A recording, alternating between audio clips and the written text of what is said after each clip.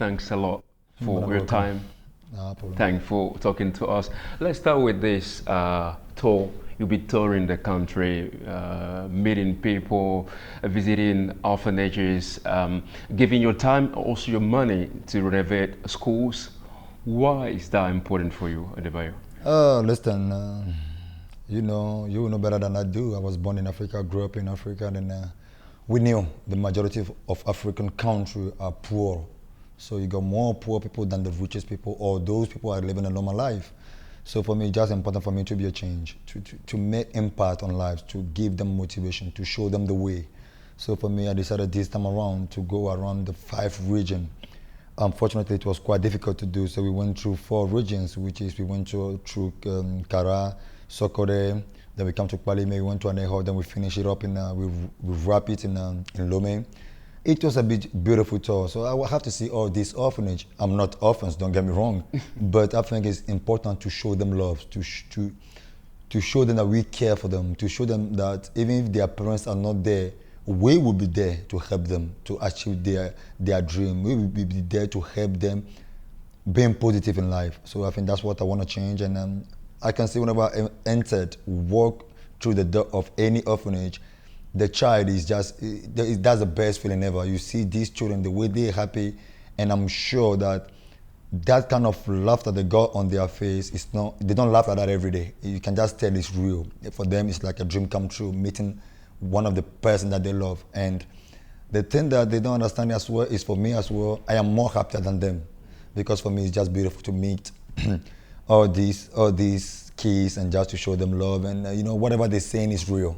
So for me, the love was real. And then I just want to help. That's why I don't knock at any door to ask for money. I have been doing this for years. So for me, this year we just decided to go deep, and it was quite good. How's the mood like? How's the mood like? People. The mood is beautiful. Don't listen. Either orphans or those who are helping them, the town itself. It was. I was telling you earlier. It was crazy. The ambience. Like villagers. Most of the villagers don't have a chance to see me. They know me from TV. They know me from the press. They know me on radio. But they have no. Some of them have never seen me before. And for them seeing me in life is just like a dream come true for them.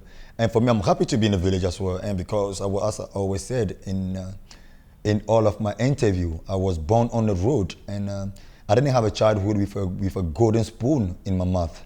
I have to work to achieve who I became today. So for me, it's like it's kind of like two-way loves. I love them, they love me back. That's why I keep saying glory be to God, and I am very blessed. I'm blessed to be who I am, and I'm blessed to be part of this generation that can help my community, that can help my country.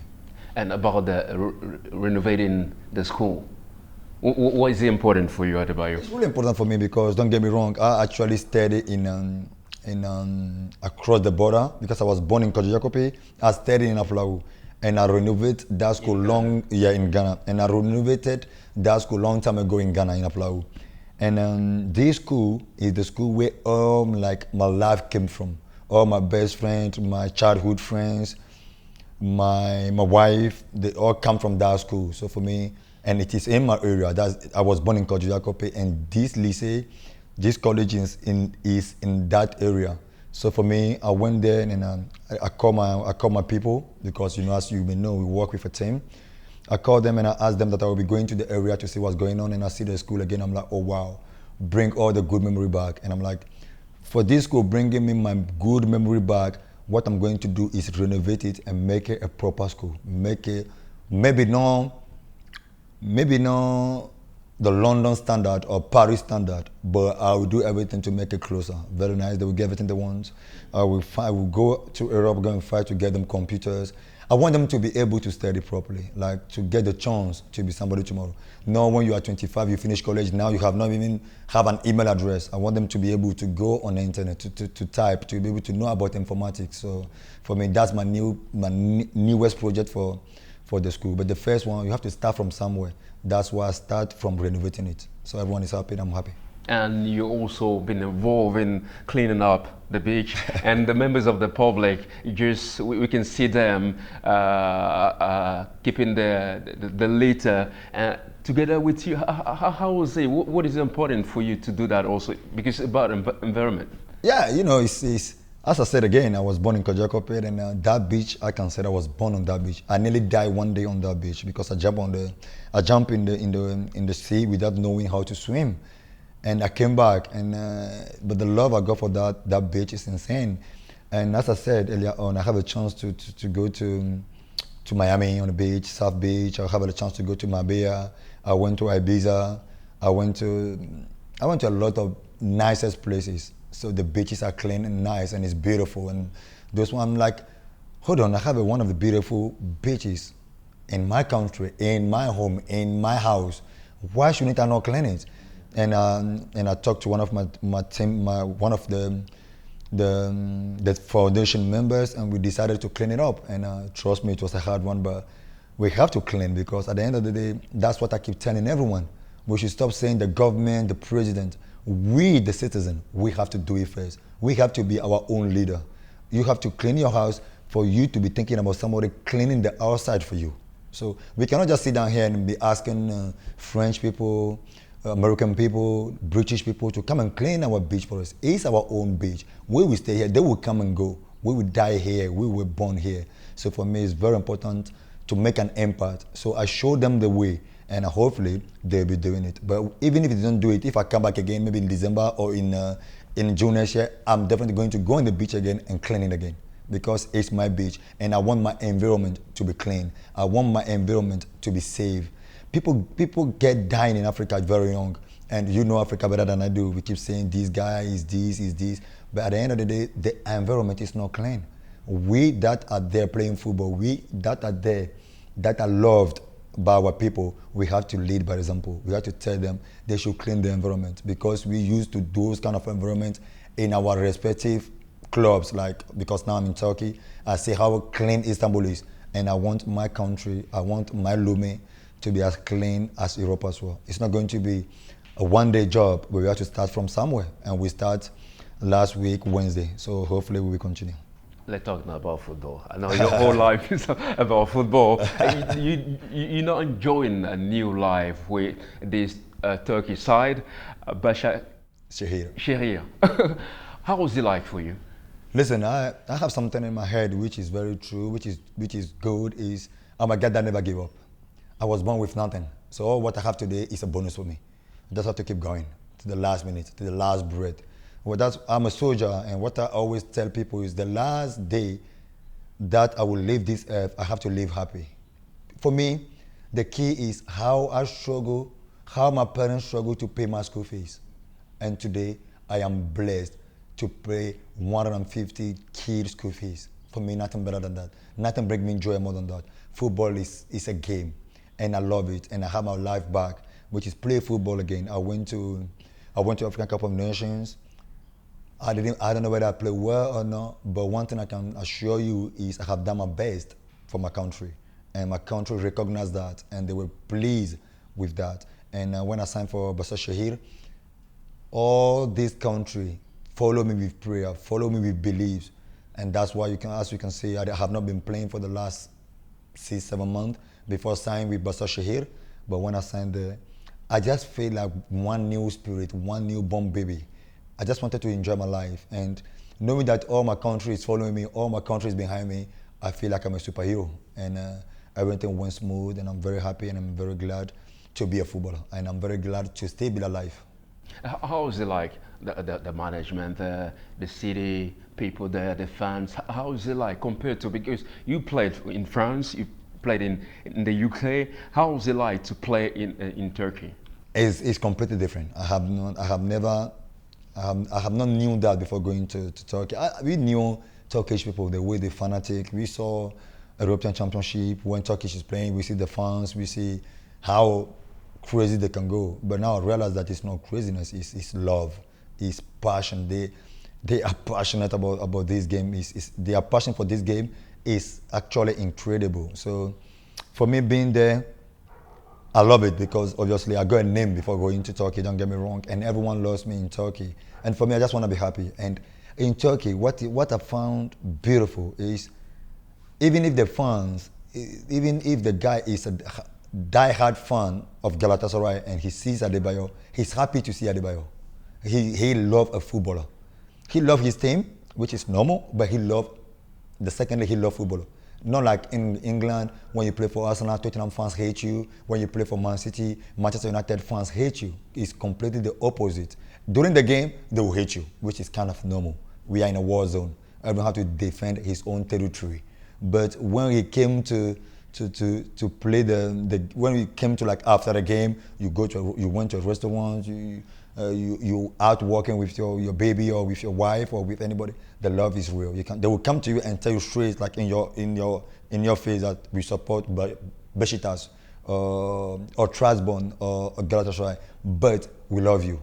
We love the way you play football. We love your personality. Keep going. For me, that's key. And I'm happy to be in Turkey today, and hopefully I will finish my career there. You use the word like they respect the football players like you. What do you mean exactly? Because in England I'm not respected for all what I have done, what I have achieved. Don't get me wrong, I have a bad reputation following me around in England. But I have made an impact in England. Maybe it's not that good, but it's not that bad either. So I'm very happy.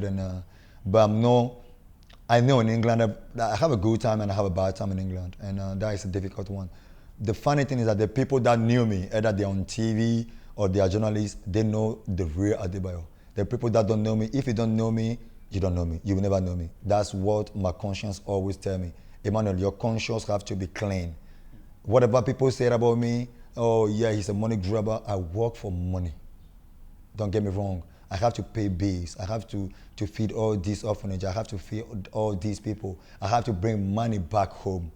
So for me, I have to go out there and work for money. And when people start, oh yeah, you are a money grabber, I find it funny. Because at the end of the day, if they're in my shoe, they will do the same thing. I take money, I work professionally, I do the best, I do as best as I can do on a football pitch. Everything that I went to, I score goals. Apart from Crystal Palace, which I'm going to apologize today because there is an interview out there that's saying that I regret playing for Crystal Palace. It's what I wanted to ask you. I never regret joining Crystal Palace. I regret not being in form. I regret not playing my own football. I regret not being myself. I regret not scoring a lot of goals for Crystal Palace. I'm really sorry because the thing is, I love Crystal Palace, and all my younger brother, when I went there, they look at me as their idol. They look at me as their big brother. Till today, I'm in contact with Pape Soiré, with Sako, with Rizaha, with Bolasi. They are all brothers to me. And that's the place that I play. I wanted to enjoy my football at. Things work differently. And when I give the explanation, people took it the wrong way. But out of the context. Out of the context. I never regret playing for Crystal Palace. I love Crystal Palace and I love the players. I love the fans. The fans, they were cheering for me all the time to score goals because they know that's what I love doing. But it couldn't happen. When I said I regret not playing for Crystal Palace, I regret not being able to make a difference, to make an impact like I always do wherever I went to. You were just blaming yourself because you think you could have done better. Of course, I could have done better because I know who I am. I know what I can do on a football pitch. When I went there, all the head was a little bit messed up. And when you're trying too hard, you don't know what you're doing anymore. And I think that's what I have done in Crystal Palace. But today I have to clear everything up. I did not regret playing for Crystal Palace. I regret not doing my best for Crystal Palace. Adebayor, today there was a period of time where you were, we can say, like free agent after leaving Tottenham. How was this period for you? Because we can see you, some videos, you train hard to get fit, to get back to football. How was that period for you? I learned something from some great players because I played with all the best players of my generation. Thierry Henry, Dennis Bergkamp, Patrick Vieira, Cristiano Ronaldo, Jermaine Defoe. So I know all these players. So I knew when you are out of club, when you don't have, when you are free agent, which is an obligatory for you to work twice more than those who are playing the league.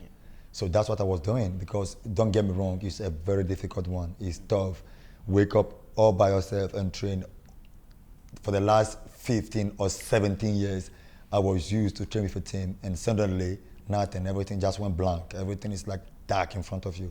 But you know, I knew, and I was very happy to be back home, and that's where this tour, my foundation tour, come from. When I was whenever I go out, you can see all these people seeing me. We're praying for you. Don't worry, we get a club soon. At some point, I was even getting nervous. I was getting upset, telling them, stop praying for me. I'm okay. You understand? The love is real. They knew that my life is better than their life, but they are still praying for me. So for me, I have to tell them thanks. But it was a difficult moment in a way where I was not playing. But apart from that, when people ask me, how do you feel about it? 20 years ago, I didn't have any club. I was playing in Africa without football shoe. Today, I have a chance to play for Arsenal, Man City, Monaco, Metz, Real Madrid, What? I'm from Togo. I was born in the area you can see on a picture. Like, if somebody say one person came out from this area and play for Madrid one day, I swear to God, I will say no. And this whole country will say no. Even the God of this country, they will say no. But they make it happen. So for me, it's a blessing thing. But like when I was back home, I was just chilling and playing football with my friends. They all come. We play Ludo, we play cars. They keep me going. So for me, that's what I would do anyway after my career. Mentally, how did you handle that? I handled it in a nice way because my father kept telling me, Emmanuel, it doesn't matter how many times you fall because you're definitely going to fall. There will definitely be an obstacle on the way, but how many times you're going to get up on your feet, that's what matters. So for me, I fall so many times, but what I keep thinking is the next day, what tomorrow is going to bring. Tomorrow I wake up and I have a club, I have to work like I have a club. I have to work twice more than those who are playing. And that's what keep me going every single day. Don't get me wrong, it's very difficult. You went to your room and you're like, oh, let me just watch today's game. You watch Tottenham against West Brom, Tottenham against Manchester United, and you see all your teammates coming through the corridor of Old Trafford, the place that you know inside, outside. You're like, oh yeah, there's this picture here. Then the memory come back like, wow, I want to go back to football. I want to go back. But I get only good memories, and I want to come back to football. And today, I'm happy finding a club, and I'm happy playing in Turkey. Let's stay in the Premier League. What is your fondest memories or best moment because you play for Arsenal, Tottenham, Manchester City, Crystal Palace? What are your best moments, Adebayor? Memories. I have a lot of good memories in England when I play for. As I said, I have a good time in every club I have a chance to play for. And I went on loan to Tottenham. I signed for 4 years. Maybe I didn't score enough goals, but I have scored a lot of goals. But you know, I don't have a particular great memory. I would say the goal I scored with Arsenal against Tottenham, the volley in 2008. Again, I can tell you the goal I scored against Arsenal when I played with Tottenham in Emirates. So for me, there is a lot of good memories in the Premier League. I love it. I enjoy it. When I score against Arsenal after leaving Arsenal, the celebration, people thought it was against Arsenal. No, it was out of frustration because if Arsene Wenger can go on TV today and be honest, he will tell all Arsenal fans that I don't want to leave the club. That's the saddest thing. That's for me to today. I cannot say I regret that part, but that's the part that always kept me going. I have to show the whole worldwide that I didn't want to leave Arsenal. They pushed me out. And people will blame you, obviously. You are the player. People will blame me for wanting more money. In some scenario, it's true. That's what people say. Exactly, that's what many people say. Yeah. So let me put it into perspective, right? They bought me for 4 million euro or pounds. They sold me for 27 million pounds. So who want more money? Who gain more? Me or Arsenal? Arsenal gain more. So those are the things that a lot of people don't look into. They always say, oh, the player want more money. I didn't want to go to Man City. But when I went to Man City, I was very happy to be part of the beginning of glory of Man City because we went there. If I have a good memory, we were for me, Kolo Touré, Carlos Tevez. We were those three players that start Man City. And today, whenever I watch Man City, I'm very happy and I'm very glad. And I'm always supporting them, obviously, because whenever I see them playing in the Champions League, you have to. Because when they bought me from Arsenal, the whole idea is to get into the Champions League. And today I see them doing well in the league. They are a little bit struggling in the Champions League, but I knew they have a great team, a great manager, great players. One brother, Yaya Toure, so he will make the difference, and they will be good next season. Adebayor, today, if you were to choose one single team in the Premier League you played for, which team would that be? That's a tough question. As I said, I have a very great memory in all those Arsenal, Man City, Tottenham, and Crystal Palace. Yeah, I have a great moment in all those 4 clubs. If I have to choose a team, I don't think I would choose a team. I would choose football. You choose. I would choose football. I love the game. And all the managers you had, who was one you felt you was your favorite? I would say. I played with Arsene Wenger for maybe 4 years. He was like a father. He helped everyone, every single player. When I went there, don't get me wrong, I was quite young, and I was in my party time mode, and he changed me. He gave me a different thing. But the last period, this is the manager, one of the managers that I spent the last time with, but the relationship in between us is crazy. It's Jose Mourinho, and he's Real Madrid. In Real Madrid, yeah. Today he's going through a bit of a difficult moment because they have a great season. Don't get me wrong. At the end, but in the league it was kind of like they drew 1-1 here, they lose here. But for me, if you ask me with who as a manager I have the best moment with, I would say Mourinho. Even in that short period, it's beautiful because we have an honest conversation. He will tell you Saturday you're not going to play, which means you're not going to play. And we are going to play Sunday. You will start, and he will tell you again, you will start again on next week Sunday. He will start you tomorrow, and he will start you again the following weekend. He told you. He is a man that always keep his words. So for me, I respect that because I'm that kind of person as well. I like to be true. I like to be honest. So we get along very, very well. But how's particular about Jose Mourinho?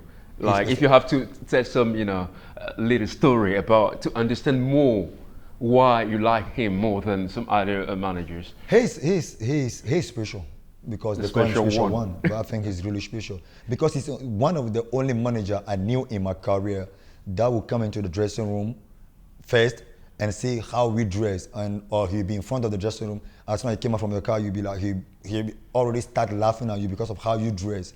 And he will take your shoe, hang it on the board or something. For me, that's different. You don't see a lot of bosses, a lot of managers do that. And for me, that's special for him. From that mood, you will come in the morning, you're wearing a funny shoe, he will laugh at you. You go on the pitch, you miss one ball, he will kill you. For me, that's knowing good time, knowing the time to play and knowing the time to work. And he has that balance. Like, okay, we are here to laugh, let's enjoy it. Now we are here to work, let's work. He can just change from red he can just change from white to black, like very quick. You said you're sided at football, but if you have to remember one single match or one single goal in your career, now because you haven't finished here, which one would that be, Adebayor? I will score the one I scored against Villarreal in the Champions League quarterfinal, or I don't know. Playing with which? I was playing with Arsenal, yeah. And I was injured. I was injured for like 2 months. I was just coming back, and I started that game. We were losing 2-1, and I have a volley. I don't know, bicycle over head kick, as you said in England. I had a head kick. I was really happy that game because I was going through a little bit of difficult moment in Arsenal those days, and coming back from injury, scoring that goals, making a difference for my team. I keep that goal in my head because obviously I don't want to say a goal that I scored against Arsenal, and I don't want to say against that I scored against Tottenham either. So I will choose that one. Adebayor, we know that Togo, the national team. Let's talk now about the national team. It was a wonderful year. This 2006, when your country qualified for the World Cup. Do you remember? Can you tell us how you feel the whole journey to Germany? It was crazy. I had a big fight with may he so rest in peace, Stephen Keshi. Our first game was in Zambia. We played against Zambia, and we were losing 1-0 down at halftime. We have a proper go at each other, like we're like this close to punch each other. And it's like, yeah, you play Monaco today. You're not playing good. if you play like this, I will not call you anymore. I'm like, who do you think you are? You don't even play in Monaco. You never play in the Champions League. And then we lose the game 1-0. Then after the game, we came back to Togo and he called me like, where are you? I said, I'm in my house. He said, I'm coming to see you. He came to see me and he said, Emmanuel, take this from me. You can take her to World Cup and you can make this team the worst team ever. I'm like, what are you talking about? He said, you don't believe in yourself. You don't know the talent you got in you. You don't know the difference you got in you. You don't know the impact you have on your teammates. I'm like, I am the youngest. Why are you telling me what you talking about impact for? He said, trust me. I see how people talk to you. I see how they respect you. They don't respect you because you play for Monaco. They respect you because they knew that you are a good person. I'm like, okay. Then after that, everything was just flowing. Like winning from game, we go outside, beat people, come back home. Home is not. Before you come, those days you can be even Brazil. You come to Togo, we beat you, no matter whoever you have in your team, because the bond in between the players and the country is too strong. When we're playing on Sunday, a week before we come to the national team, you will see the whole country, well, like literally the whole country, fasting for us to be good, for us to win the game. Is incredible. Then when you come into a holy country, you just feel it. Like when you land at the airport, you see people. You can tell they're like, I'm fasting for vibe. The vibe, the spirit is just incredible. And from the hotel, we knew Senegal, Mali, we're going to beat them. Like it's going to be an easy one as well, and it was. And from then we will have a chance to be qualified, and I scored a lot of goals in that qualifiers. Then after that, whatever go up must surely come down. And by the way we come down was very bad. And when we went to the World Cup, all these problems with the federation, with the government. There is no more understanding, like the whole vibe, everything just like vanished, and it was so difficult to bring it back together. Since then, we have like 3 or 4 FA chairman already, like president of federation. We have changed like 5, 6 times. They were like 2, 3 years back. There is not even a league in the country, so. But what is the problem? The issue most of the time is about people talk about bonus. Yeah, the thing is like you don't want to work for somebody to enjoy the money. You understand? We are not slavery time is over. You work, you pay us. How can a country qualify to go for a World Cup? They were telling us they wanted to give us £10,000. We know how much FIFA is going to give to all the qualifiers country. You understand, because we got friends in FIFA, so it's not making any sense. If we knew that we trust our federation or our government that they are going to take that money to help the country or to help the football in our country, then perfect. But we knew they're not going to do that. And we cannot just let them go. You will go to the World Cup, you will play, you will get injured, you will get tired, you come back. Some members, those days, they will be buying big cars, they will be buying house near you, they will be your neighbor. I'm like, what is this? It's not making any sense. I'm not going to work for someone to enjoy my work. I have to enjoy myself. So that's a big problem. But today it's a little bit like stable, which is very good. The saddest part of it is like people always go to the main man of a team, which is normal, like the leader, which is normal, because those days I was playing in Arsenal, so they will always attack me. But they forget that I have my money. Don't get me wrong, it's not a lot, but I have my money. So whatever I'm fighting for is not my 1 week wages in my club, in my respective clubs. So I don't have to do that, but I always do it for my people. I always do it for my teammates. Don't get me wrong, we got in Togo national team, since I have been playing, we got from every division to the top. We got like lowest amateur, 3rd division, Coca-Cola ship, we got everything. Till like first division in England, Premier League, we got everything. So for me, I have to fight for them, because this is what we do for a living. I know they have wives, I know they have children, I know they have to pay they have to send money back to their family. And that's what I always fight for. And today, thankfully, they're starting to get a little bit, which is making it better. The situation you just described about Togo is quite the same for many African countries. What do you think could be done, or these African countries can do today to have the full potential of their players when they come to the national team?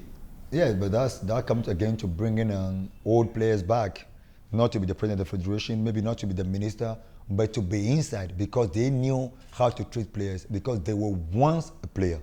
Once a player, always a player. Once a footballer, always a footballer. Once a king, always a king.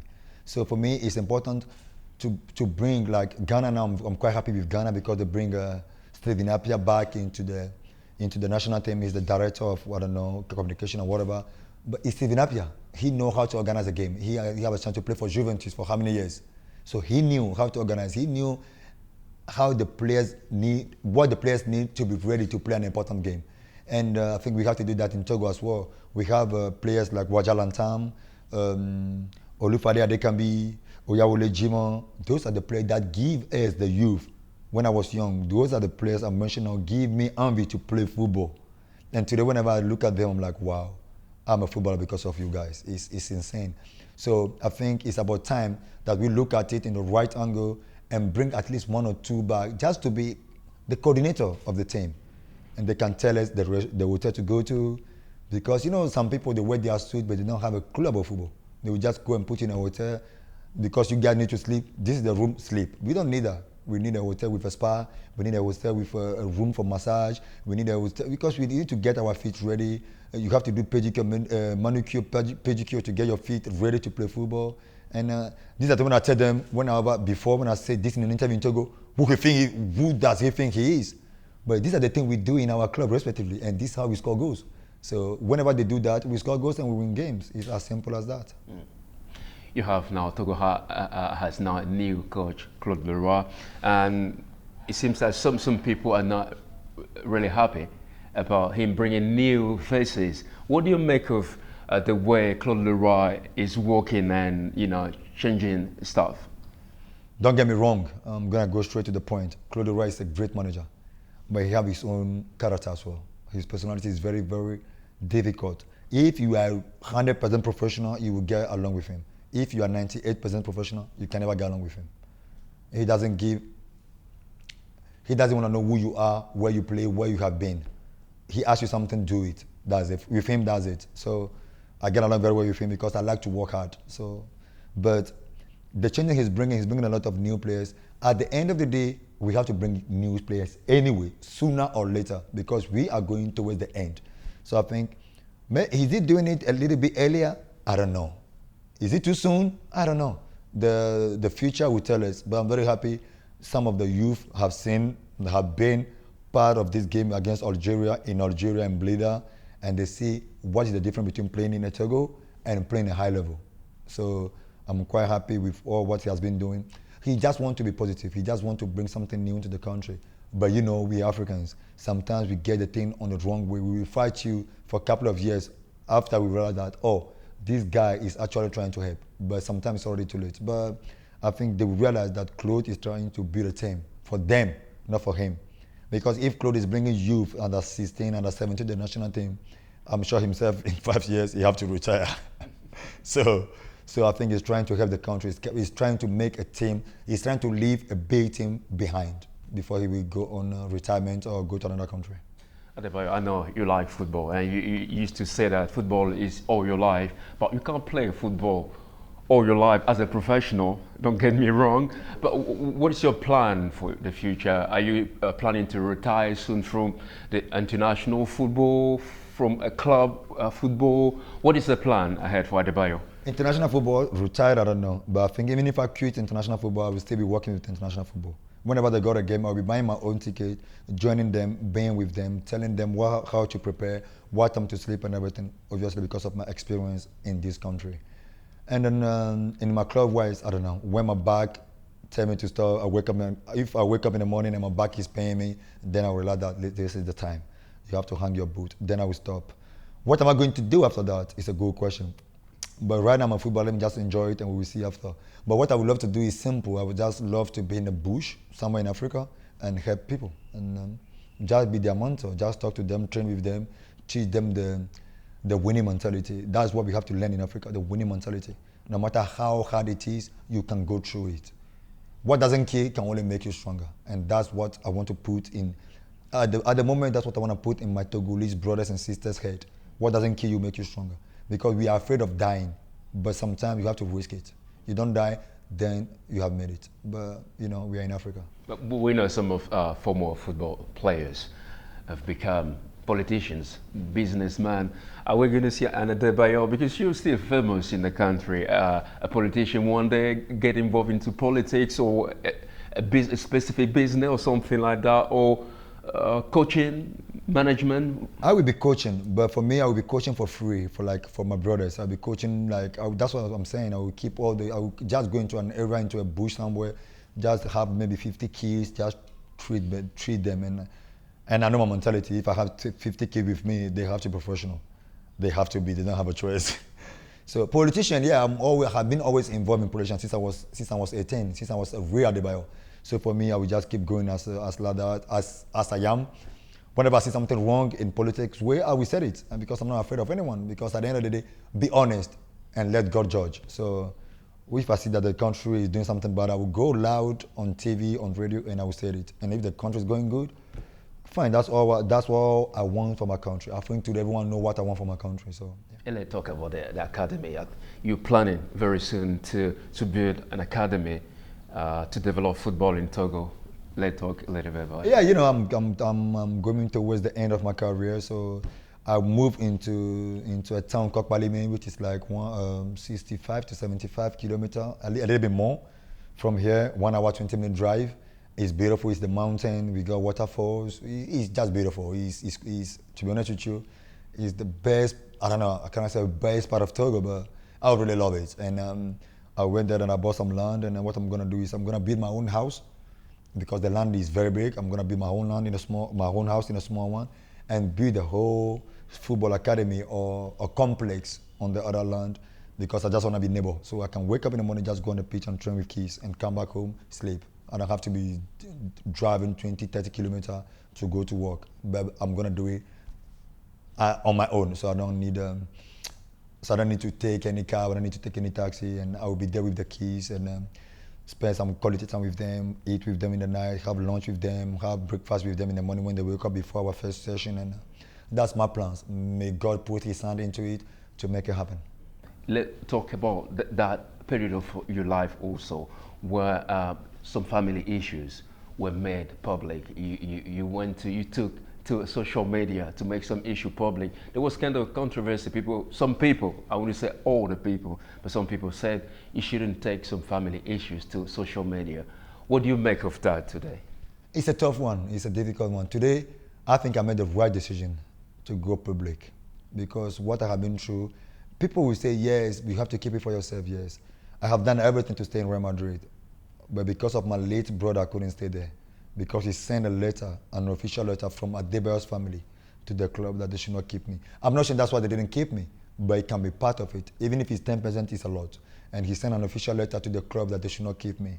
And when Tottenham, to Real Madrid. Real Madrid. Because I was in the dressing room one day when Fiorentino Perez asked to call me. I'm like, why is he calling me this early morning?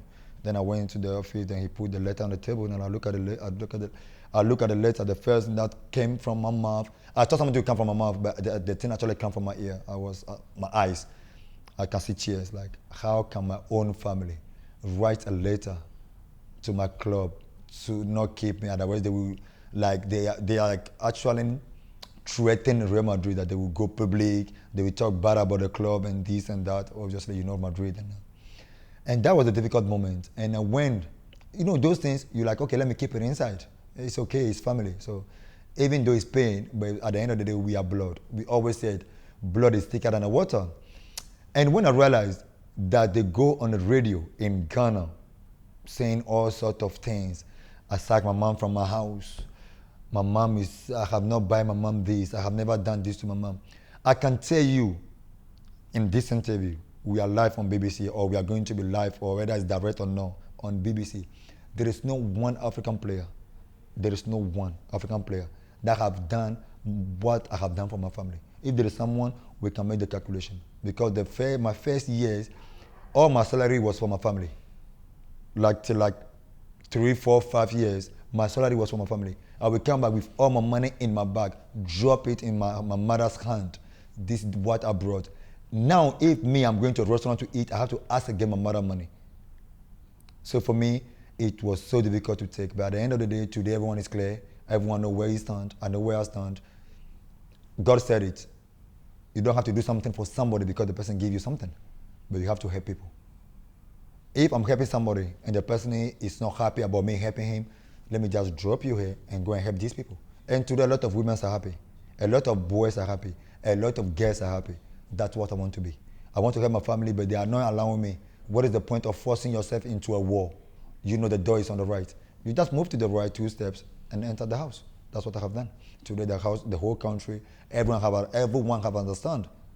My mom said I have never given her $200 before. People that I don't know, I built houses for them. I bought cars for them. So my mom cannot say certain things. My family cannot say certain things. But today, I'm a different person. I see the life in a different way.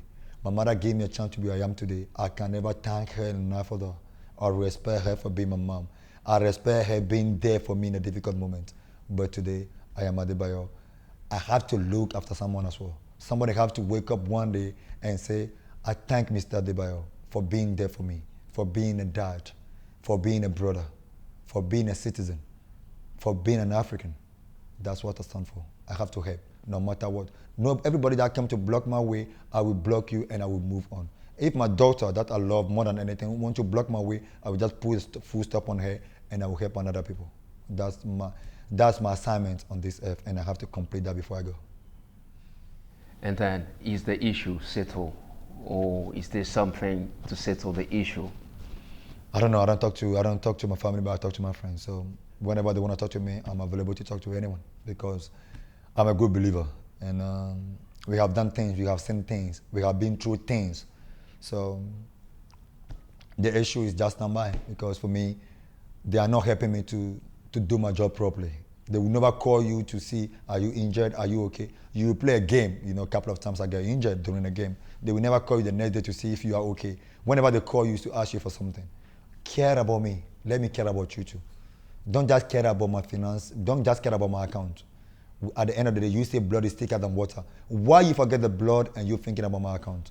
So for me, the issue is just stable somewhere, hanging somewhere. But I'm happy as I am. I'm always happy anyway.